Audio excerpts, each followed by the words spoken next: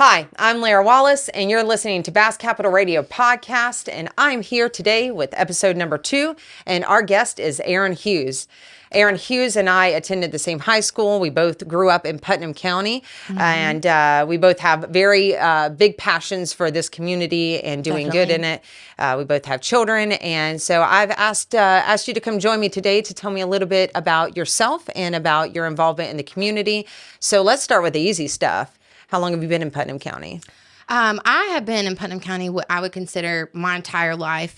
I actually moved here when I was about 18 months old. I was born on Jack's Navy base, and my family has really resided a lot around here. My great-grandparents were the Wootons and started churches and stuff. Oh, wow. New Hope was one of their first churches, and there's out in Barden they started things, and that's actually where they rest now. So I've had a family investment in this community before I was even born, and I grew up around this community my whole life, enjoying different festivities and schools and everything else. So I know we went to Palaca High School together. With your family having churches, where did you attend elementary and middle school? I actually started out in Calvary, which is over on like Palm Avenue, down at the end there. It was open Is that briefly. still open? No, I don't think it's a school now, but it was open briefly. And then I just went there for kindergarten, and then I went over to Peniel from first grade through sixth grade. And honestly, that was a lot of the foundation of like, they have you sign stenos every day and things like that. They're very diligent. So getting that self-discipline, honestly, is what kind of built a lot of my character, from the way that they teach kids and kind of instill things in them. I really enjoyed it so much that even as an adult, once my kids were of age, they went there for preschool and some of their elementary years. And afterwards, I wound up going to Beasley. That's where we went to school together. Yep. That's right. We bumped into each other there, and that's where I met a lot of people. And to be quite honest, Peniel, they have like a straight hallway, and all the kids like line up on the sides and stuff, and they call your name. So it's a school of like 300 to 500 people, and honestly 500 is really probably shooting high, but it's a small school, so everybody learns everybody, like no matter what age you are, you're all in the same lineup getting your names called, so you learn everybody. So it was a big culture shock for me to move from private school where everybody knew me and I knew everybody over to a public school system where I'm now riding a bus, I'm now going to the schools, I'm now changing classes and have different people in classes, not the same teacher year after year. Right. So it was a big culture shock for me, and I'm an outgoing person. So that honestly is the root of where I started meeting a lot of the people who are leaders today, that I went to Beasley with, or I snuck into Jenkins Middle School dances and met, all kinds of things. Yeah, that's a whole thing. They used to do like dances at the ravines, and you had to like be a student to go. So I was of age, and they just thought I was one of their students. How did you manage that? By leaving the movie theater. I call there used to be it was like Movie Works back then. Yep. And I would go up to the movie theater. That was the thing to do. Go to the movie theater and hang out. And then I had friends that were a little bit older that had driver's license. So I'm like, hey, come pick me up. And they would pick me up, and I would go hang out with them. And somebody knew there was a middle school dance, and we went to middle school. You were crashing middle school dances. I dig it. Yeah. I mean, it was, and I went to Beasley, which I mean, I'm still like Tiger. And it's funny because I actually worked at Jenkins and on behalf of the city at one point, and so they moved into Jenkins, and even whenever my kid had to go to Jenkins, she was like, "Where's that at?" I was like, "I don't know. You're on your own. I'm a Beasley Tiger." So I don't know anything about Jenkins except for where it's located. I didn't know where Jenkins was until I was an adult. Really? Yeah, really? Seriously.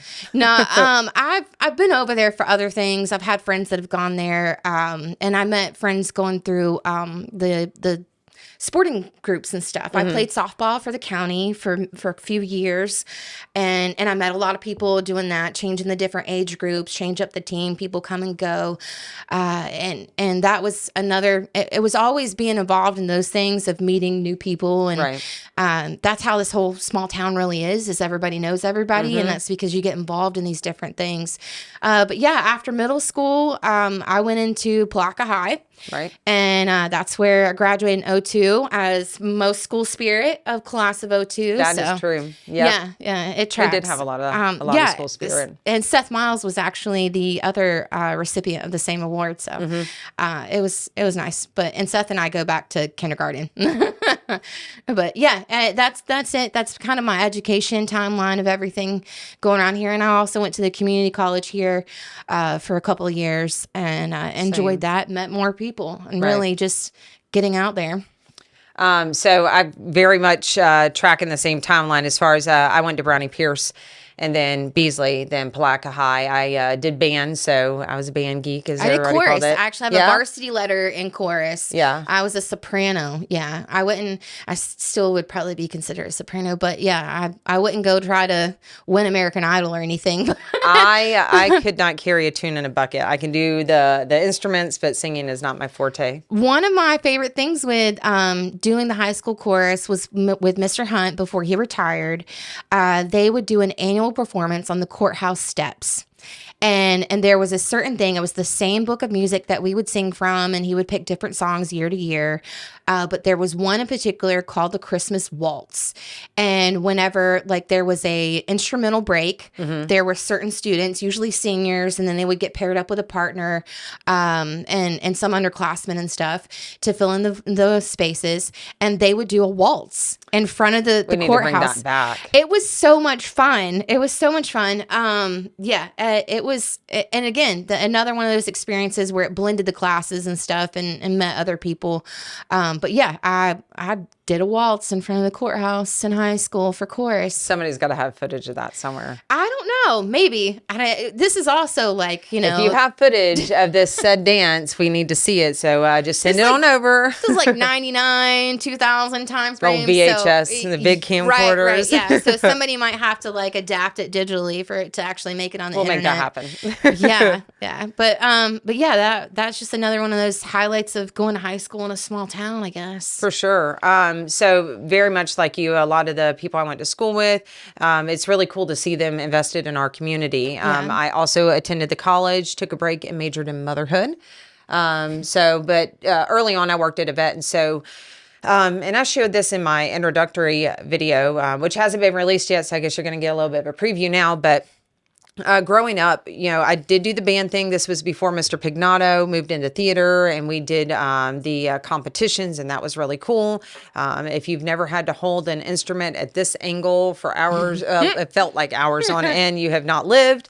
But I, at 14, started working at a vet, and so I would go to school and go to work and come home and pretty much continued that cycle. So I really didn't experience the community in the way that I have now. And I think it's really given me a great appreciation from a different perspective with it. But in looking back, you have been involved in a lot of things, and we'll get to that. But what is the thing in the community, the event that you remember first ever attending, stands out in your mind? So I always tell this because a lot of people that know me know I'm really connected with the blue crab. That is my thing. I love the blue crab. And it goes way back to a time period when I was 10 years old. My mom was the bakery manager at Publix for about 30 years here in town.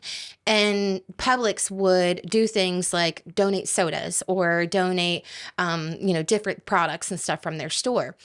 So my mom actually collected all of the items and committed to going down and delivering them to the volunteers and stuff. Right. So she let me tag along with her. And it was my first time ever being backstage and seeing the chaos, the people coming and going, everybody's grabbing this, they're moving that, put that over there, that kind of stuff. I was like, this is so cool. Right. I felt so privileged and I was the coolest kid on the VIP. block. Yeah, exactly.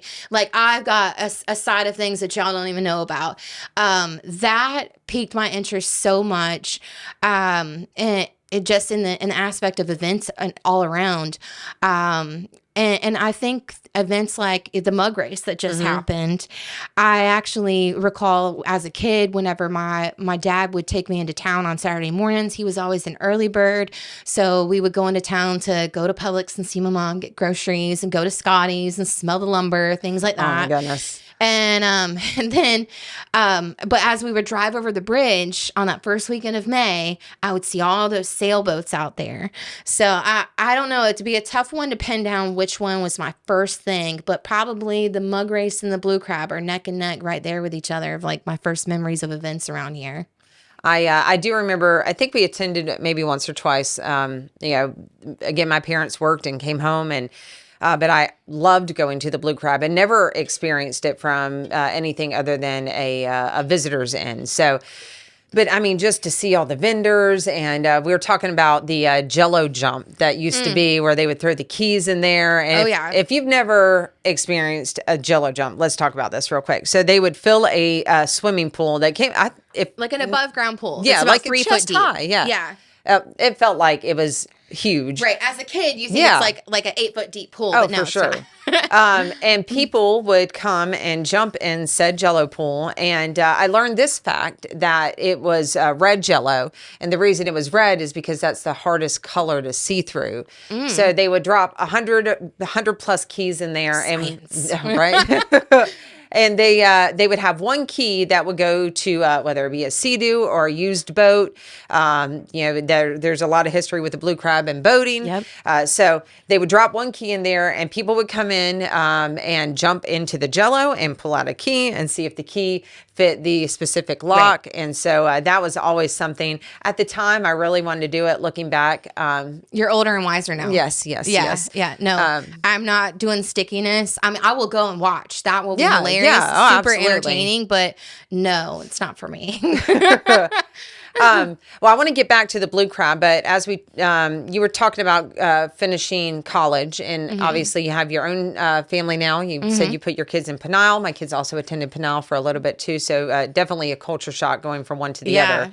But after college, tell me where life took you in Putnam County. I worked briefly for a doctor's office for about 2 years. And then I honestly left to homeschool my older 2 children. Bless you. Yeah, it was so much fun though. Yeah. It was so much fun. And honestly, we would do things like we would school all year round and stuff and just take opportunities that came up throughout the year. And I remember that we would take like the classroom calendars, and I would give them the little shapes of different things, like a whale would be for like water fun type things. And I would put in there, like we would go to the beach or something. And then it was other things that I had found locally that we could go and do and check out. And I started making those like field trips. So cool. I had like a little shape for each one of the parks that you could go to in Putnam County. We went to 40 Acres out in Willaca. We went to Interlochen. I think it's like the Mary Wisham. And then we went to Francis. They called it Shady Park because it's the shadiest park in Putnam County, I promise you. I've tested them all. The second one is Willaca. Willaca is also shady, and they have nature trails and stuff too. So that's one of the things that we did. And another interesting thing, they don't run the trolley anymore, but they used to have the kind of throwback bus trolley that Ride Solution would drive around. So for like $2 for an adult, and it was free for kids, we rode the entire route. And that was like one of our things to like explore our community. Awesome. So we took advantage of stuff like that. So I homeschooled them for 2 years. We were super fortunate we wound up doing Disney passes and a lot of stuff. Unbelievable how many things you can do for homeschooling at Disney. They had art classes, diorama things, all kinds of stuff. So, but that kind of added a fun element to things. So they were my focus for a while. I got really into Scouts. So my kids wanted to do karate. I remember that. They wanted to do Scouts. So we've done karate, Boy Scouts, and Girl Scouts.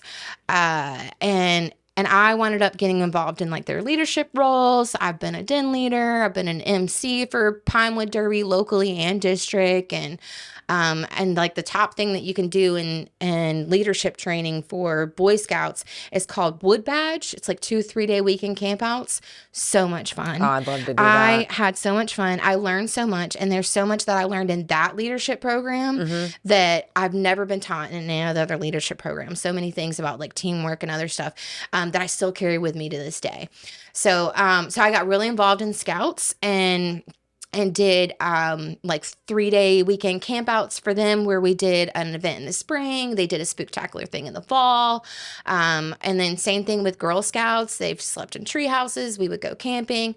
I have hustled many a cookie box in my life. And honestly, it was just a matter of like my daughter and like, well, I'll go wherever you go. So she really took the lead and did that. But I ran around delivering a whole bunch of boxes all the time. I mean, you were essentially an angel to people because there's nothing better than a box of Girl Scout cookies. Yeah, honestly. yeah. Those things are awesome. I mean, people are sleeping on trifles, using them as cheesecake crunch, like putting them in the bottom of like this is a pro tip for Girl Scout all right, cookies. bring it. So you use the trifles, and it's like a basic like cookie or whatever, and you put it in the bottom of a cupcake pan, and then you make your cheesecake on top of that, and do My mouth is watering. and you do individual cheesecakes with the trifles as Come like back the crust. for a cooking show with Erin Hughes as we make these next Yeah, episode. I'm serious. I actually had a friend of mine that bought like a case worth of cookies basically and did a beer pairing. And like, yeah. And Azalea has done the same thing. The Azalea City Brewery, they've also done something similar where they've taken Girl Scouts and kind of paired it up with a beer and done like a cookie and beer tasting. I feel like you can't get better than that. And it's something a little new, right? Yeah. But after Scouts and everything, I winded up just got really involved online. Don't say. That's when things kicked up in gear around like 2018. I became a part of a team that admins and runs local forums, and local forums were just Facebook groups. I just started kind of developing, and then there was like spinoffs of those Facebook groups. So the one that I'm notoriously known for is a spinoff from the original. Give credit where credit's due, and so then I have been involved in that and always stayed up on things in the paper, things with meetings, the county, city, and have just answered people's information. I was just wanting people to know what was going on and where to get information. Right. I think that's a big teaching thing. people how to find it on their own. Right. Not just Google it, but find it on their own and actually get solid information rather than just skimming through the internet. So I've really enjoyed that, and I have made so many connections from people from doing that. I honestly have Facebook friends who I've never met that live in this community. I've shown up in places and they're like, "Oh, you're Erin Hughes?" And I'm like, yeah. That Erin Hughes? Yeah. Nicole Grace, best friend of mine, she actually gave me this little photo frame, and it has a little like written thing in the center of it, and it says, "Yes, I'm that Erin."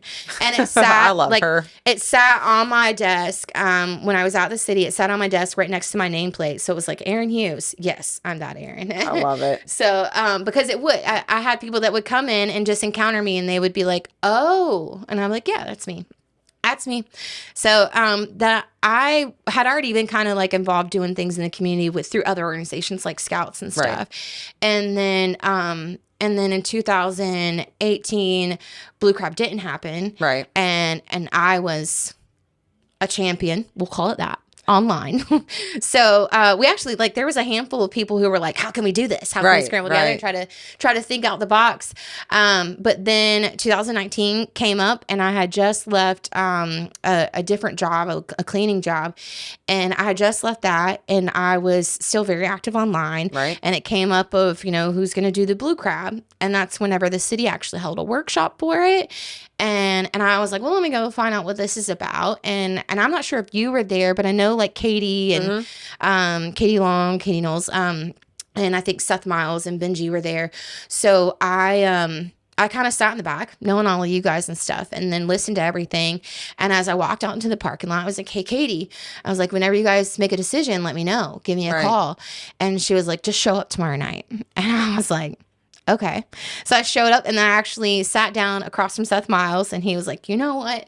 He said, "If there was anybody I was going to have come up here, knowing how you felt about this not happening last year, I knew you'd want to be here." Right. And I was like, well, here I am. So I wasn't even a member of Black Young Professionals who did take it over in 2019. Wasn't even a member. I was like, I don't even care. You did come to one of the pizza meetings that we had. Yeah, when you guys were like trying to solicit M1. members. I went to the pizza meeting. You guys also did like the Taste of the Town thing. Yep. So I was around supporting on the edges. You guys are my friends, you know? And so, but I hadn't really jumped on board yet, but I had been supporting from afar. So at that point I was like, nah, I'm in. What do you guys need? Yeah. So, it became like a 40-hour week job. Oh my to gosh. do that. Everybody else was like working. Right. Everybody else was working. I wasn't working. Bless my husband for holding it down. But I wasn't working, and I literally made it a full-time job. My first assignment was like doing the lineup for like the acoustic tent for 2 days. And I had to get like 10 acts, and I was given a budget and made it work. And then I was like, okay, now what next? And then I was asked to pitch in and help out with vendors. Which you killed, by the way. Okay, so oh my gosh. So just to give you like a thing of it, 109 days is what PYP had to put that together. Exactly. Okay.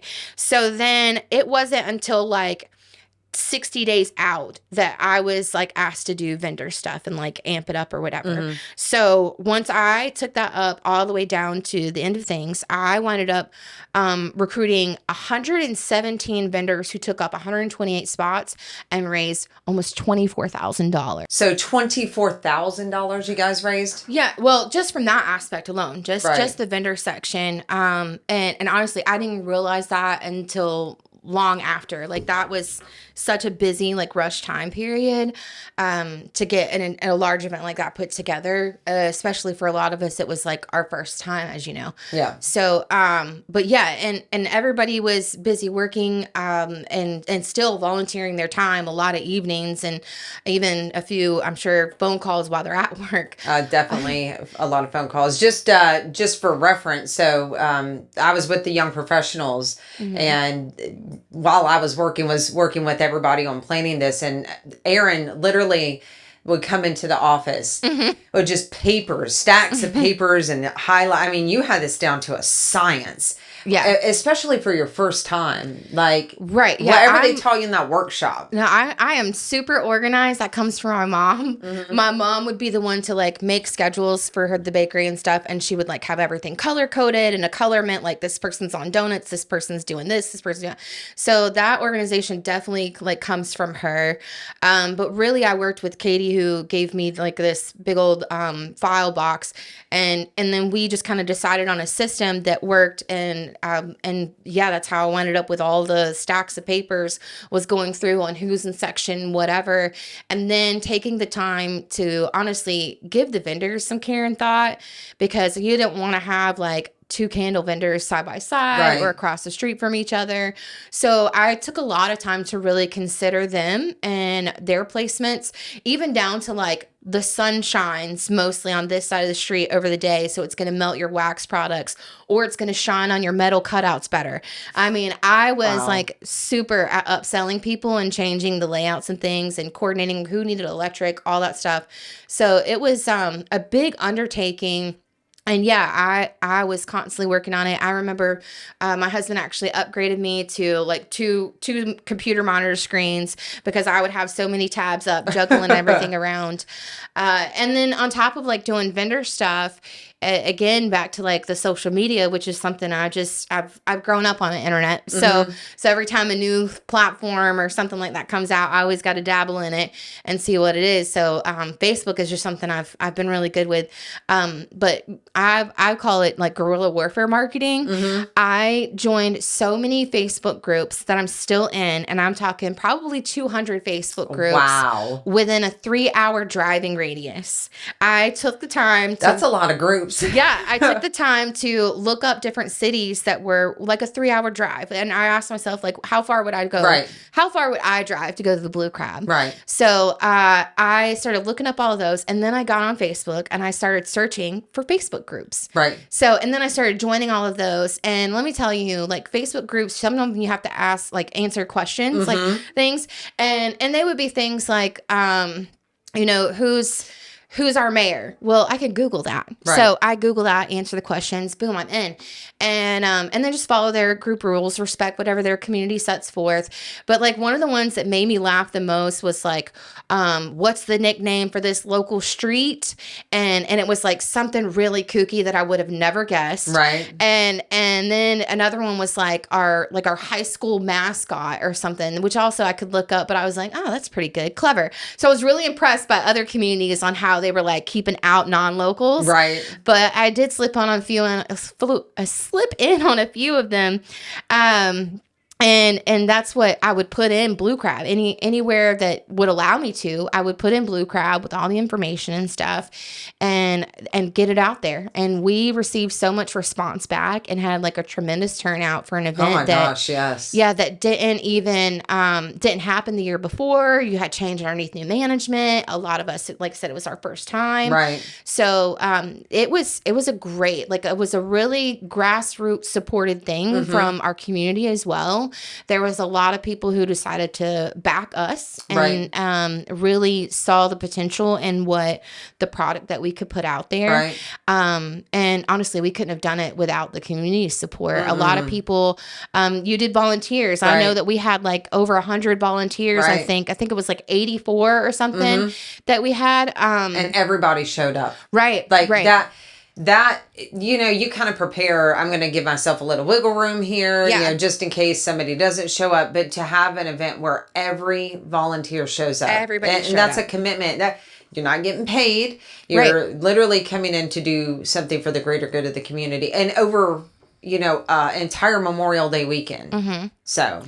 And then the other thing that we did is that we had local organizations like the Women's Club, American Legion, things like that. Right. They would be guest volunteers like for bartending. Right. And so they would be the bartenders, and whatever tips they collected from pouring beers and from, opening bottles or whatever, that went back to their organization. Right. So I know the Women's Club, they enjoyed it. They really loved that. And they also did the wine mixer in 21.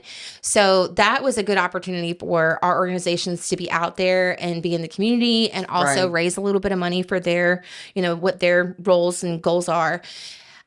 So it was like such a really touching thing. Like I was so moved by like all the stuff that we put in there and how much people had supported us. And there were so many people during that weekend and after that weekend, and even to this day, that still talk about like that triumphant time that, we did this thing. And what's funny is that while all of that was going on, I actually eloped. I don't know if you remember this or not. Yes, I do. I actually eloped in the middle of that. How suiting for you, though. So my now husband, he was like, oh, I'm going to change your last name before you have to go and actually meet all these vendors. Because a lot of vendors I'm just talking to through emails and phone calls and stuff. I hadn't met any of these people. Right. I'm just, giving them customer service, basically. So I was going to meet them all. I'm meeting 117 people who I've been talking to for, 90 days now, basically, or 60 days. And so he made a joke that he was like, oh, you're gonna have a new last name by then. And I was like, listen, I'm busy. I got this whole thing going on. I was like, sure, yes, we'll do that. You just got to handle it. I'm just planning a festival, not a wedding. Right. Yeah. I was like, I'll handle the festival. You get the wedding. Okay. So, he was like, all right, we'll pick out a dress. I ordered something from like Amazon. I wasn't sweating it. So, I ordered a dress from Amazon that came in on Monday. And then the only person that I told that I was going to go and get married was Katie. And I was like, hey, listen, I'm going to be out of pocket Friday morning. I'll be here by noon, hit the ground running. This is what I'm going to go do. Mark and I are going to go elope. And she was like, oh my gosh, so excited. So she was the only person that knew. And that Thursday night before, I had to go and measure out vendor spots so that everybody knew where to go on Friday and number all of them. So I had to mark a line for everything and number everything so everybody knew where to go.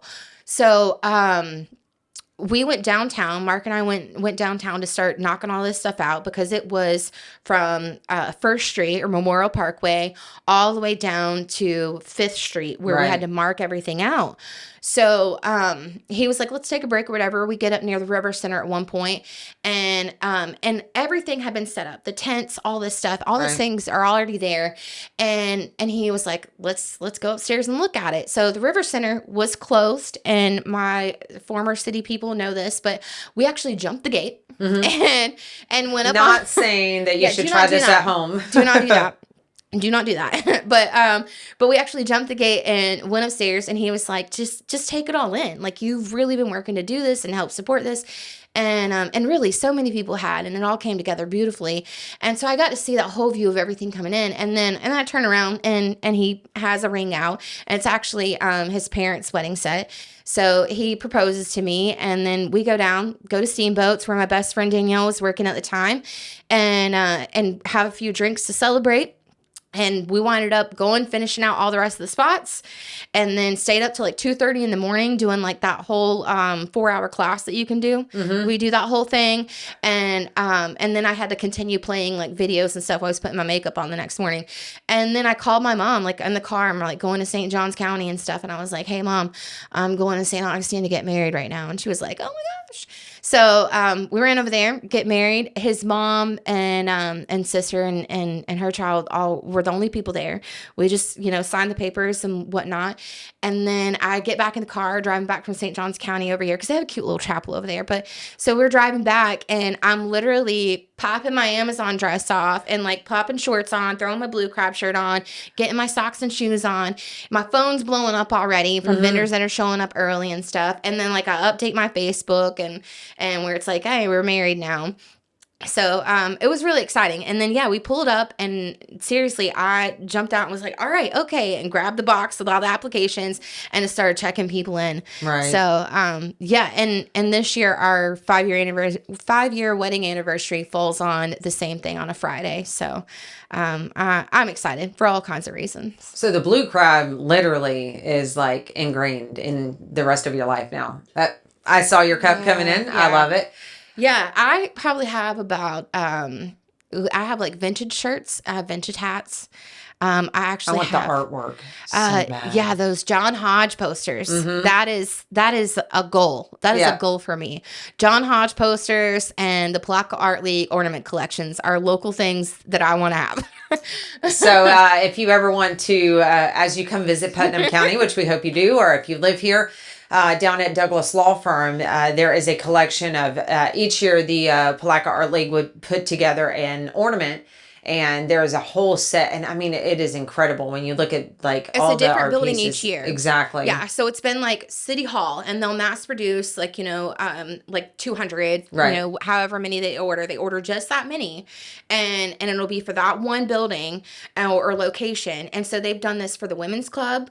It was a big hit in our club. And then they've done it for the City Hall, and they've done it for the ravines and other things like that. So things that are really historical to us, Bronson and stuff, they have included in their collection. And this is like 26 years, 25 years, something like that. Yeah. So they've really done it, and it makes me super excited. It warms my little local tradition heart. On, that's something you can't stop. But so I feel like from a blue crab perspective, having never been in the background like you did with your mom, and then to be part of the team who put it together, it really is. Like I could see from a child's perspective feeling like VIP. I mean, it felt full circle for me. Yeah. So full circle for me. It's like now like little me, I just want to turn around and be like, oh, look at you, kid.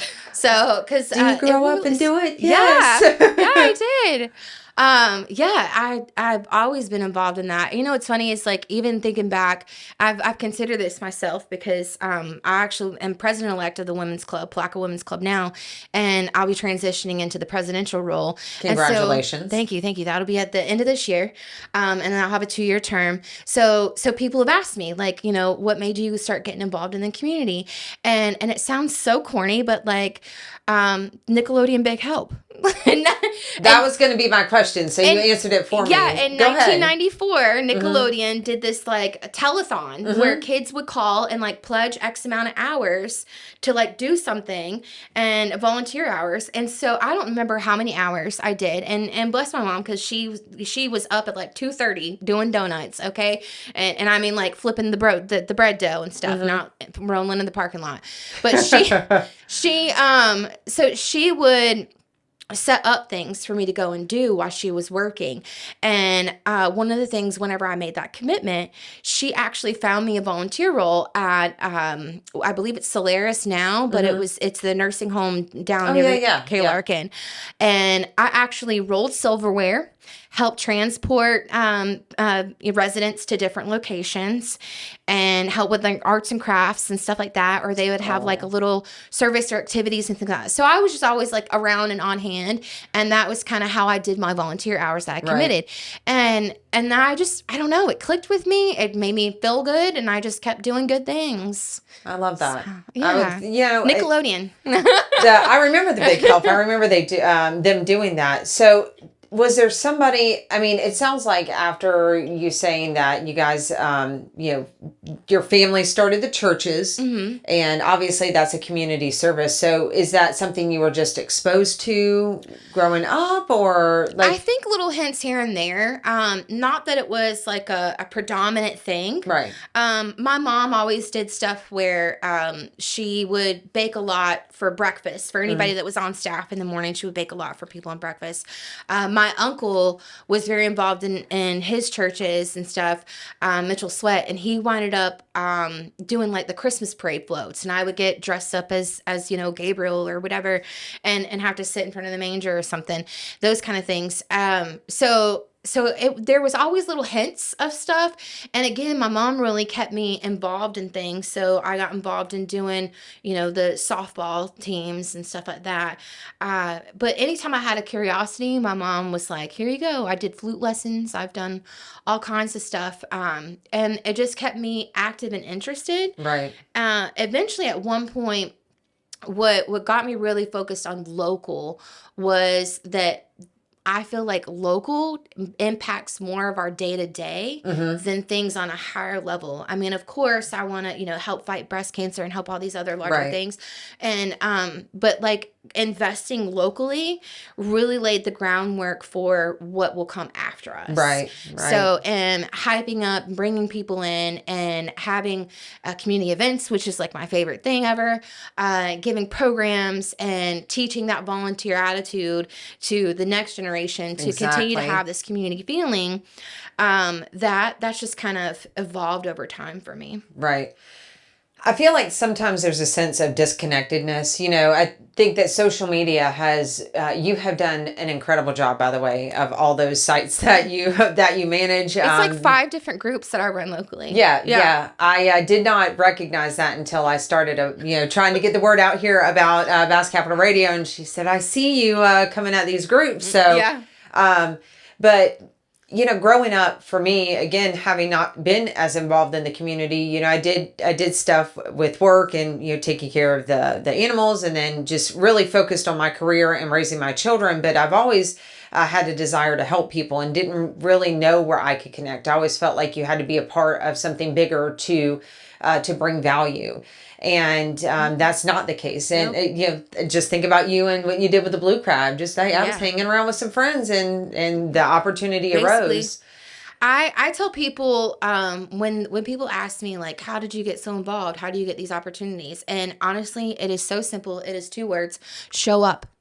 Show up. Had I not shown up to that workshop, I would not have become involved in Blue Crab.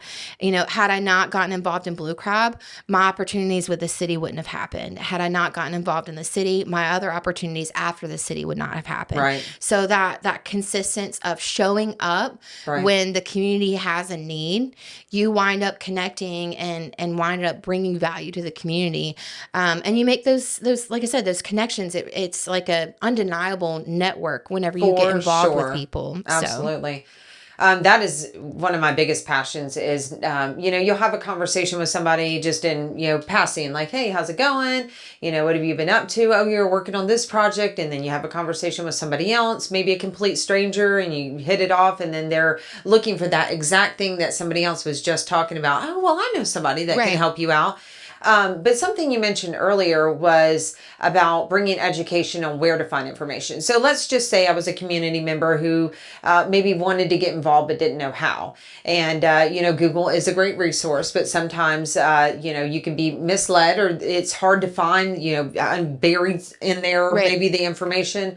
or these Facebook groups. My favorite is, going on and the theories of what's coming where, yeah. we're going to get a Wawa. Chick-fil-A. No, we're not going to get a Wawa. Yes, we are going to get a Wawa. Yeah. So there's a lot of misinformation out there, but there is a lot of good information out there. And so if you were going to tell somebody how they could get connected and where they would find the places to show up, what would you suggest? Oh, that's such a broad question.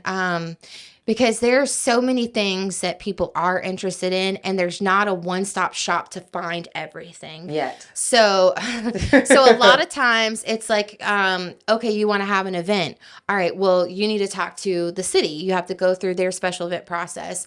Or if you're going to the county, there's a different process. So anytime that anybody comes and says, hey, where do I go for this? It's more specifically where I ask, what are you trying to do? Right. Because we're trying to move towards having it funneled so that it Right. would be able to be better disseminated out and people can find that information easier. So they just need to come to you.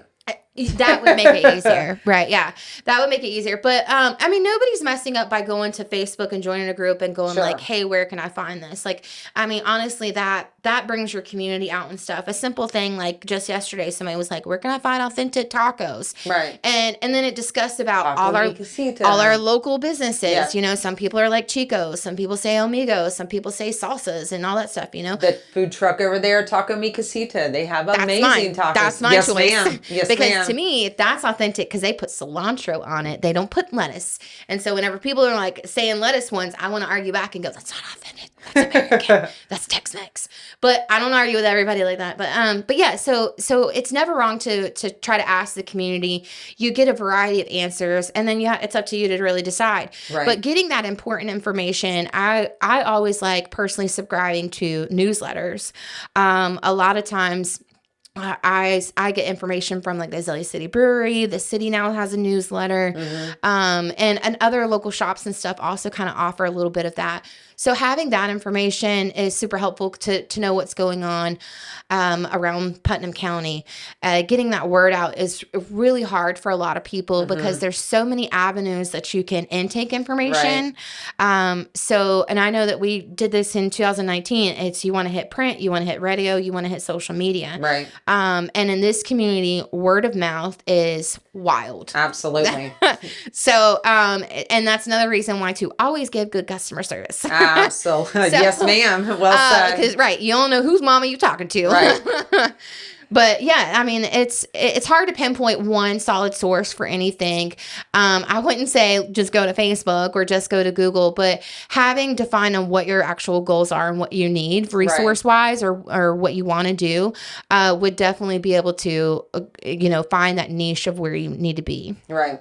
Based on where you live, there are some, East Palatka does not have its own, municipality. But Nope, if you're in Interlachen or Crescent City or Willaca or the city of Palatka, reach out to your local town clerk. They have a lot of information. City clerks are amazing. They're super informative. Yes. Big ups to Sunny Krantz and her fellow friends, Andrea Almeida and Karen Hayes. I know those are some of the ladies that work in our local municipalities. Yeah, they have a wealth of information, really do. They know a lot of the stuff that comes and goes in and out of those municipalities. And that's where the things where it comes into, you want to find out about permits. Right. If you want to find out, is Wawa really coming? Then there's ways to go to these different, even the county website has something so you can look up and find out, do they really have a permit for this? But yeah, those municipalities really do have a lot more information than people think. Right. So I think ultimately, about staying connected and being connected and bringing value to your community, what do you feel like has been the most impactful thing that you've been able to have a part of? Repeat that.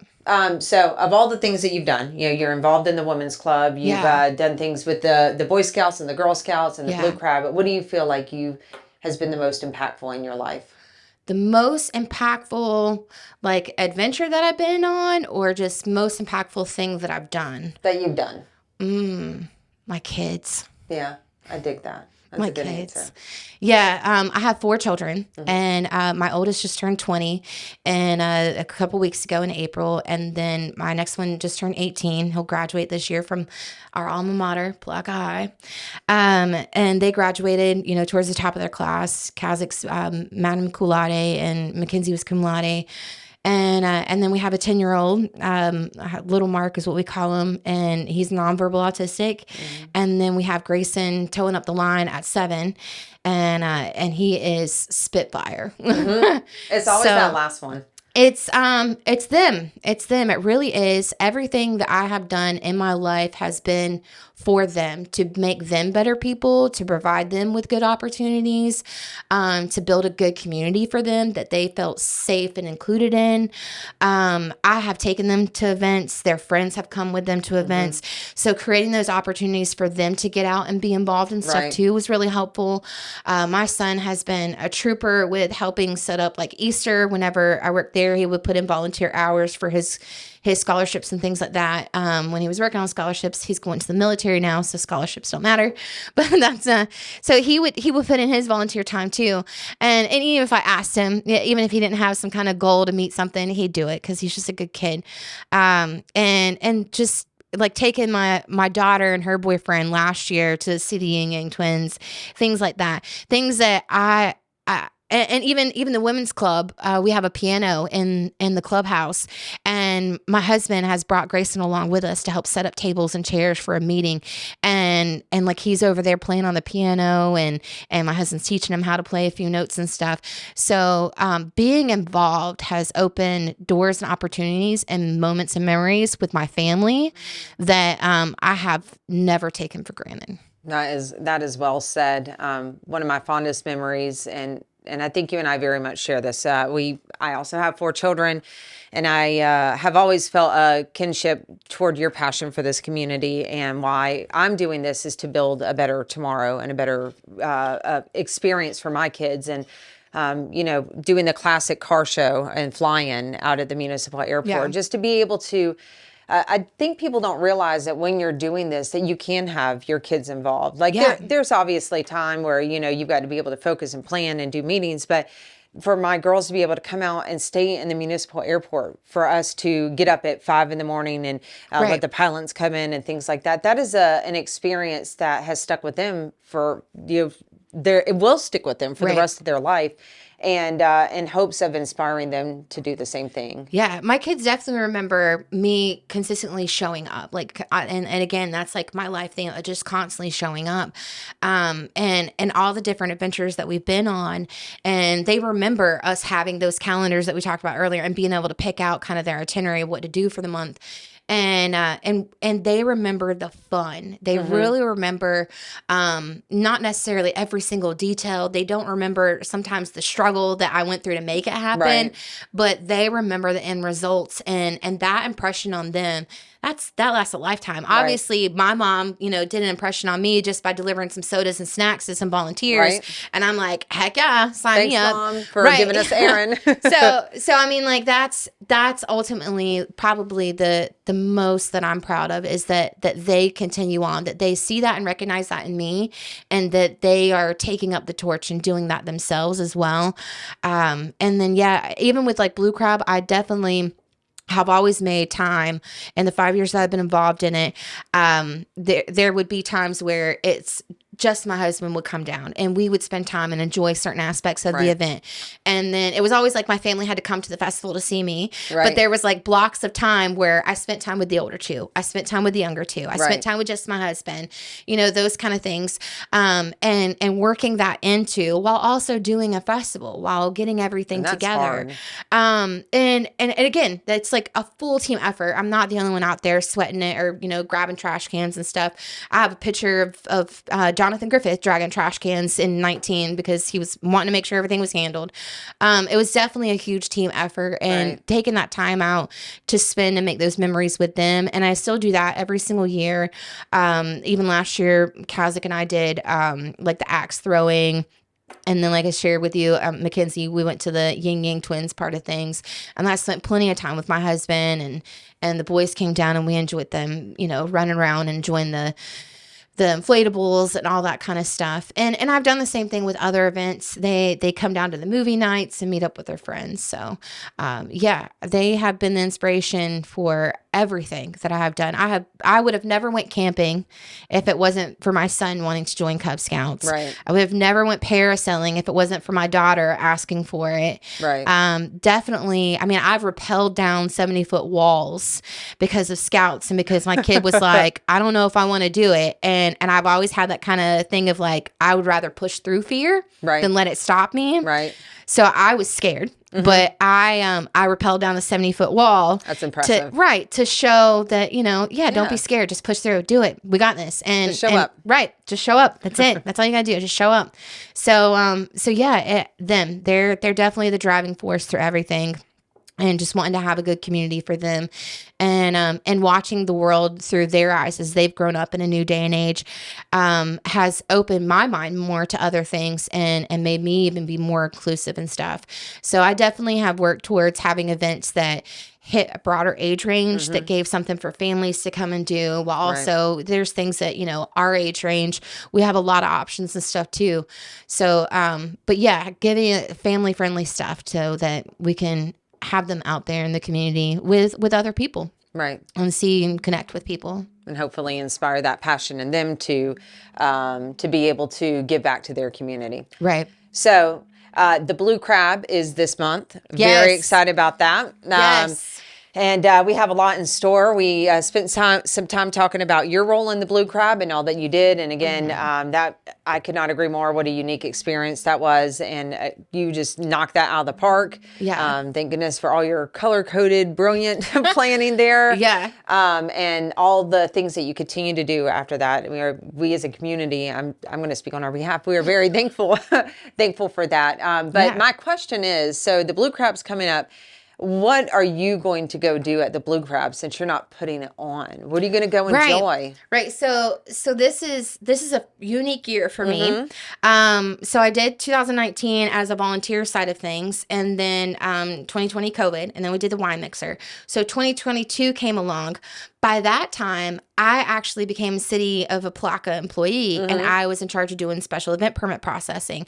And so that was like so valuable to them to have somebody who has been on the other side and organizing it and knowing things, and then being on the city side. And the city side of coordinating an event is getting those services, having like the safety out there, make sure the roads are blocked, what times those roads are blocked, coordinating the flow of vendors coming in, where they're going to go out, all this kind of stuff, electric needs, placements, all this stuff. So I purged everything over to Ancient City Entertainment, and Janetta and I have become super close over the years.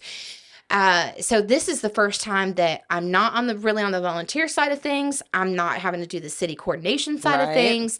So I get to be a free agent this time and just really enjoy everything and not have to bend over crazy. But I would not be surprised if Janetta picked up the phone and was like, bruh. So she knows I'm always willing to help her out. And of course, everybody that knows me, I made the joke of that I would probably be 80 and die of heat stroke at like Blue Crab probably. That's highly likely. So I will always probably be volunteering in some kind of aspect or helping in some way. I actually have to pick up posters later this week to help distribute those. So if you see me around town, or if you want a poster, you can contact me. So I'll be putting posters out around later into this week. So I'm still on the outskirts. I'm not out, but I've definitely been helping Janetta and supporting the Blue Crab, Ancient City Entertainment. And sometimes it's me that answers your messages on Facebook whenever you message Blue Crab. It's still me. Oh, I appreciate knowing that you're still giving your wisdom in the background. Yeah. So when you go, what is it when you're patroning the Blue Crab? What are you going for? Like, are you there for the seafood? You there for the vendors? If you have a pit stop, I'm sure that of all the Blue Crab years, I have to do this. So I actually had somebody ask me. Somebody asked me the other day. They were like, "Oh, you always make the Blue Crab look so much fun," and I was like, "Well, I get to go some places that not everybody else gets to go, so I don't want to mislead you, but what are you looking to do? I just want to have really great fun." So I thought about it. Like, what would I tell somebody first time going to the Blue Crab? Right. And I feel like you got to try blue crabs, first of all. Personally, I had blue crabs. It was the first time I ate blue crab. I have never eaten blue crab until last year. I And actually it is got work. yeah, well, I found some tricks in the trade. All right. Yeah, thanks to Johnny Lyon and Daniel Biddle. I like sat out back of steamboats with like bib and all, and I was like, how do I do this, you guys? And they taught me like how to break it open and everything without mauling it. And so definitely blue crab. I got mine from Crab 386, who was there last year. Excellent. Great food. And they had the steamed potatoes and the corn and all that. So good. Oh my gosh, so good. So now definitely. My mouth is watering again. Right. So definitely try blue crab. And maybe if that's not your thing, I would say that you could go and I always like funnel cakes and curly fries. Those are kind of some of my weaknesses. I like the craft cocktails, which they tug on my heartstrings because they have little kooky names, little personal names. And my favorite is the Bard and Booger.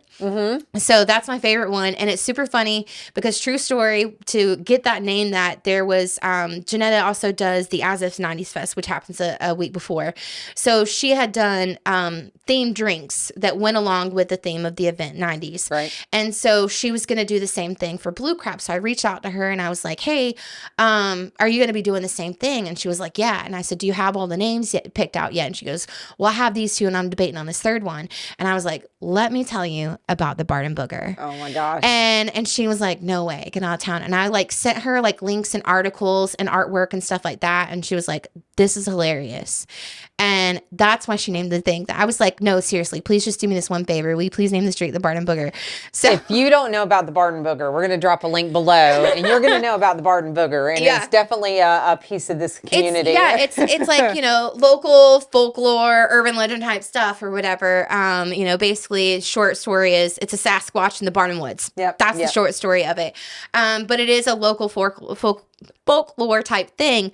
So yeah, that was something that I thought was super comical, and I was like, dude, this is gonna be hilarious. Right. So there's that one, the crab, and I think Palakaline. So getting those kind of things that tie into local always like really get me. I actually bought this at Blue Crab in 22 from a vendor there. And I always go through the entire lineup of all the vendors and I look for stuff that I can keep for a while, like a token memorabilia of some sort. I have a blue crab bracelet. I have the blue crab cup. I've had blue crab hats. Some of it I buy from vendors. Some of it I bought from the actual, Ancient City Entertainment. They put out merchandise. So that's one of the things that I look for is those little hometown things, because that's my whole shtick. But definitely those things. Watching the bands, I will definitely be probably on the rooftop or backstage. Me and Trick Daddy, hopefully. So putting it out into the air, right? Right. So definitely showing up. Honestly, there's so much to do, even if people have a spectrum of what they intend to go and buy and do. Right. So it doesn't matter, like if you have $0 in your wallet or if you've got an unlimited credit card, whatever, you can have fun at this event. You really can. There's so much. You get to watch like community dance teams. And so I know parents will be out there for those kind of things. I know they've had karate displays, demonstrations. The water skiing. I was going to say water skiing, gator ski. They're always entertaining.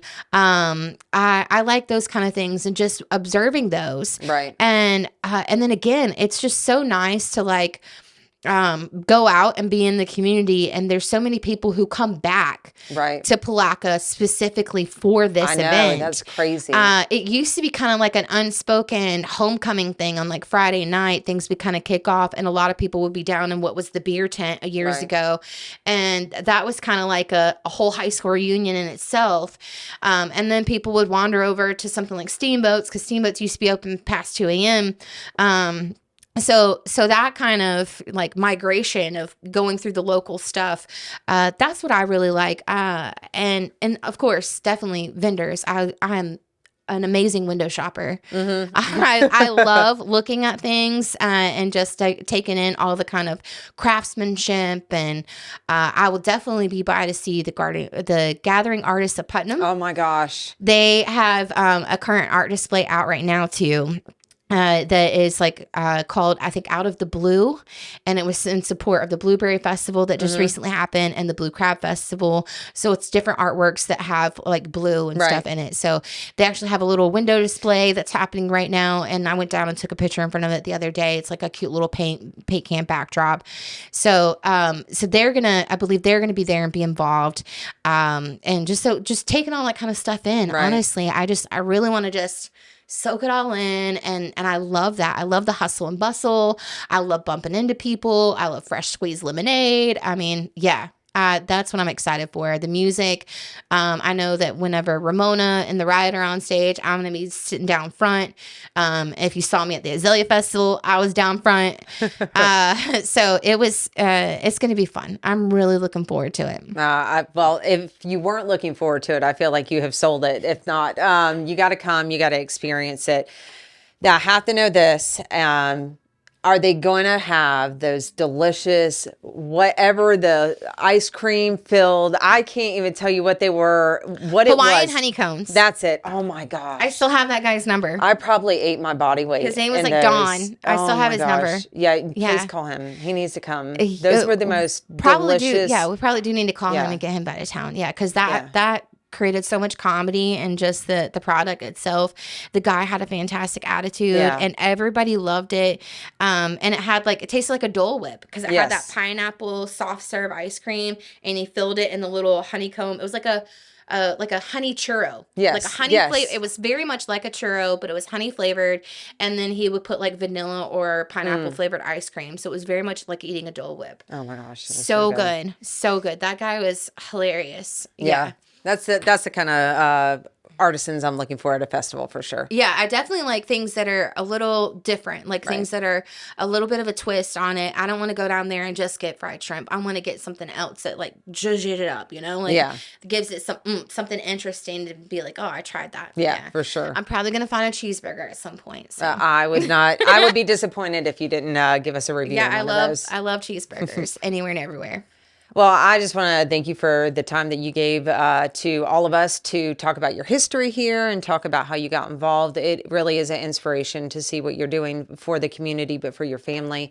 And I look forward to what you're going to bring to the Women's Club, and to continue to see how you develop your role in this community. Oh, definitely. All right. Well, we'll be back. We're going to have a cooking show, it seems. So thanks for coming. Yes, thank you.